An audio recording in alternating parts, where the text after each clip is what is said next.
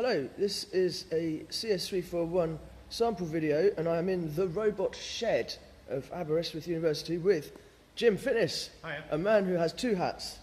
He is a PhD student writing up a PhD on neural networks and he works on the Autonomous Last Mile project as a researcher. Jim, talk me through the sensors on this here nice robot Idris. Yep, this is Idris. We've got the unimportant sensors. There is a laser scanner at the front there. Yep. Actually, this is the back. Okay. It doesn't really matter. Doesn't really matter. And there's another one there, where all the buttons are. Yay. But most importantly, behind the GPS unit, there is a... Catadioptric camera. Thank you. I was trying to remember the word. So this is it a hyperbolic mirror? Parabolic. Parabolic mirror, so it's a curved mirror and the camera's in this bottom unit here pointing up at the mirror so it can see in all directions at once. And we'll see what that looks like in a minute. Yeah. And this is the other robot. This is called Trevan? This is Trevan, Okay. after the big mountain in North Wales.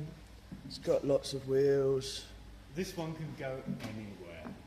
It's Yeah. insane. Used to be amphibious, probably isn't anymore. Again, we have the catadioptric camera up there. Yep. And all these sticks, by the way, are Wi-Fi. Yep. This is a laser scanner. Yes, That's a stripe scanner, isn't it? So it is. it just gives you one line. We are using the laser scanner as a safety thing. Basically, if we detect an obstacle that's close with the laser scanner, a signal is sent that just inhibits all driving. Yeah, okay. Cool. And this one definitely has a front and a back. Yes. And even a seat. You can sit in it You can. whilst it's driving along. Yeah. Look at that motor. Yeah, that's a big old motor. And on the back we have Gizmos. gizmos. Including some very expensive safety interlock stuff. Okay, cool. And lots of routers. And, stuff. Yeah, cool. So those are the actual robot platforms. But now let's go over and look at some of the vision stuff. Carefully stepping off without tripping over anything because it's the robot shed, so there are things to trip on. First we're going to look over this. This is the view, if I just start it up again, that comes out, it's hard to see here, I know, that comes out of the camera. We're using ROS, the robot operating system, to control everything. If I zoom in using just put the thing near the screen, Yeah. Rob, you can see that we've got a bit of a road there and there's some people walking along behind the robot. So this is from the back, and as it's panoramic, Yep. 360, this is the front.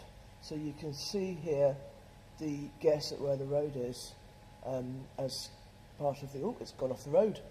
It's gone off the road, Jim. Well, that was actually, we steered it off the road, I believe. I'm just Okay. confirming that it still finds models of the road Okay. in a pre-driven track. Right. Okay. Do you know how it does that? Yes. How All does right. it do that, Jim? We have a colour model of the road that is it's a statistical distribution of what the colour of road looks like, Yeah. and we just grow those trapezoids until they no longer match the colour that we've learned for the road, and then we update the colour Okay. from the road. If Okay. it goes wobbly, then we reset. We Yeah. just saw a reset happen there. Okay. And the whole point of the project is to drive on roads which are Rubbish. rubbish. So roads which are no good, Yes, not roads that you would recognise as roads. that's right. Because road finding for actual roads is pretty easy. This here is a new sensor to go on the robot. Yep. Not gone on the robot yet. Yep. It's called a Z, and it's a stereo pair. You can see two cameras on it. And because it's a stereo pair, it gives you stereo images. And if we point the camera at this one, Before it goes black. before it goes black. Right. Right, stand in front of the stereo pair, Jim. I'll do my best. Right, now Jim is standing in front of the stereo pair, and here you can see the distance map.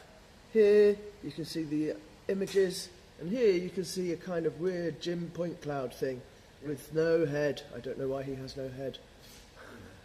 Anyway, but there you have a kind of input stereo. And and finally, tell me about this beast here. That's the Jetson. That is basically a video card wrapped around a computer. It's got a whole truckload of GPU cores and all sorts of good things like that. And that is what is analysing the data that's coming from the Z camera to give us the point cloud and all that. The screen here is displaying the output from the Jetson. It's a full computer, but it's mainly a video card. Right. We can get all sorts of other So data. you're running Ubuntu on it, I see. I am, yes. Yes. We can get all sorts of other data out of here. So, for example, I can get the...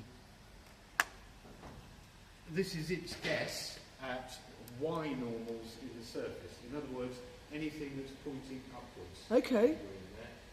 Yeah. As you can see, it's not a particularly good guess. The walls should not be green. Yeah. But if I move a convenient box into view,